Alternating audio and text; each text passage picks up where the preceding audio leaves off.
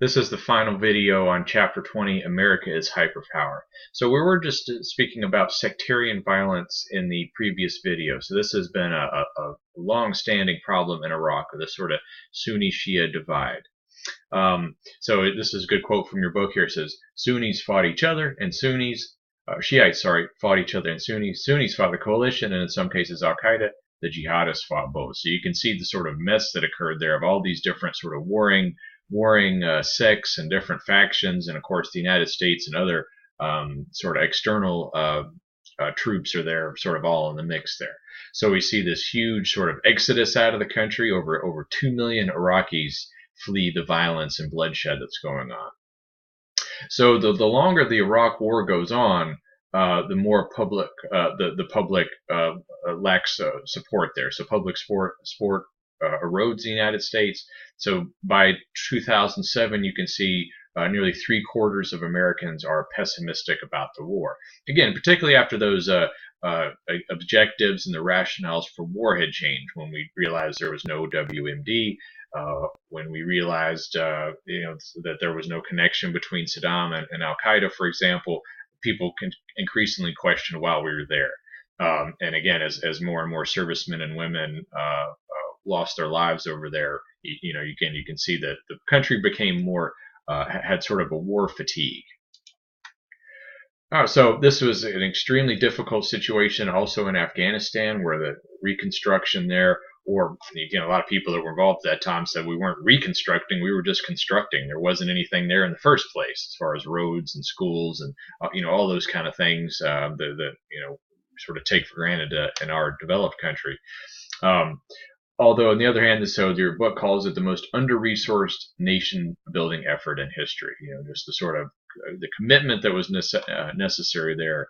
That was hard to have an appetite for that. So like in a lot of developing countries, we also had this situation where maybe the situation in the capital city of Kabul, where the national government of Afghanistan did, exercise authority and things were going okay. But outside of that, that national government, was not able to exercise authority anywhere near the same level. So the Taliban still controlled, huge swaths of the country. We also had the situation of warlords, like we saw in Somalia. Again, these sort of lawless packets of the country, or sort of whoever was in, had the most guys and guns under their control, sort of had more influence. All right. So the aftermath of sort of the engagements in Iraq and Afghanistan, right? Thousands of U.S. Men and women that served overseas we had thousands of war casualties. So of course a lot of injured, but also thousands that lost their lives. So this is, if you click on this link, you'll see it's a graphic produced by the New York Times, where it kind of shows you it's called Faces of the Dead. So each small square represents one person that lost their lives. So then if you notice on the other, if you click to the graphic that's not their faces, you'll see how the war deaths kind of transition from Iraq to Afghanistan later on from Afghanistan over to Iraq. All right. So this has been a huge cost for the United States, right? So billions of dollars. So who knows? I put this ultimately it might cost somewhere between $4 to $6 billion. With looking at everything together there, who knows? The figure could even be higher than that. So it's also important to look at, well, what about the situation actually over there, right? So the Iraqi war dead somewhere, at least through 2008, was estimated to be somewhere between 50 and 200,000. Again, sometimes the numbers were hard to get. So this is another quote, sort of thinking about the aftermath from your book. Instead of Al-Qaeda, the United States and its allies faced a more diffuse and elusive Al-Qaedism, what we call an international conglomeration of thousands of separate cells operating more or less on their own. So this, the presidents Bush and Obama have sort of talked about Islamic radicalism and terrorism sort of being this, almost like a cancer that has sort of spread here against separate cells, right? So this is the idea that instead of everybody sort of being under the same authority structure, maybe there was these cells of Al Qaeda in different cities in Europe, or maybe even here in the United States and elsewhere. They again were operating more or less on their own; that they weren't really in contact with some of the the main sort of Al Qaeda guys like Bin Laden or Mullah Omar and others that were still over in Pakistan and Afghanistan. Right? Maybe they had never even met them or had any kind of connection there. All right. So Herring, the author of your book, sort of looks at the Bush legacy, and he says, yeah, and I think this is a pretty widely held perspective, that a final assessment of the Bush legacy in foreign affairs and foreign policy lay in the lap of the future. So, but the Bush administration at that time was very sort of aware of that. They said, it's going to take a long time to see how some of these things work out. One high-level Bush administration figure said, if the Middle East is totally democratic in 20 years, people will obviously look at some of these operations much differently than if it's not. So then this other part says, one of the supreme ironies of recent history, the leaders bent on perpetuating U.S. primacy squandered it through reckless use of the nation's power. So again, this is coming off sort of the unipolar moment during the Clinton years, and right around 2000. The United States economy was in a pretty good shape.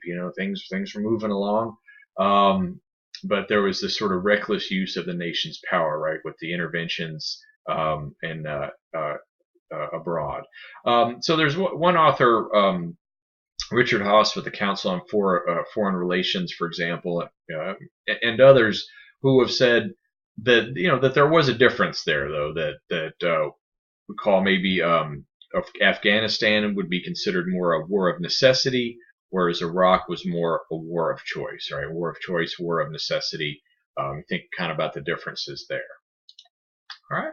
So then to finish up here, as far as the from colony to superpower book, Herring kind of looks at, well, what about the sort of way ahead, and we kind of can use this as a transition from the Bush administration to the Obama administration.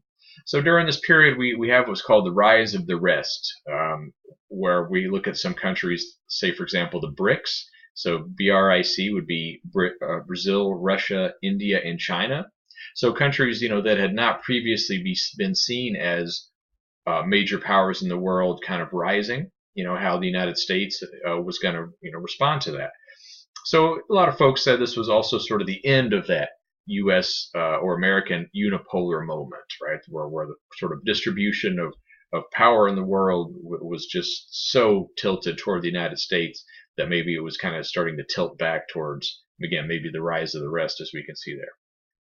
So there's also this sense of looking at economic versus military clout, that maybe the way when the world was starting off in the 21st century, that a lot of countries were focusing more on the economic aspect than military, right? Power through money and influence, not through, boots and guns. All right. So we also see maybe, in some ways, as a result of the interventions abroad, the decline in U.S. soft power. Again, meaning that power through attraction rather than coercion. So Fareed Zakaria, you might have seen him as a commentator, now has his own show on CNN. Had this quote at the time, says, "For America to continue to lead the world, we will have to join it." Right. So again, instead of the unilateralism, sort of go it alone, strategies that mark the post 9/11 period, we had to become much more engaged, much more diplomacy. Leading, probably you could say that would move more towards the liberal as compared to the realist perspective of international relations. All right.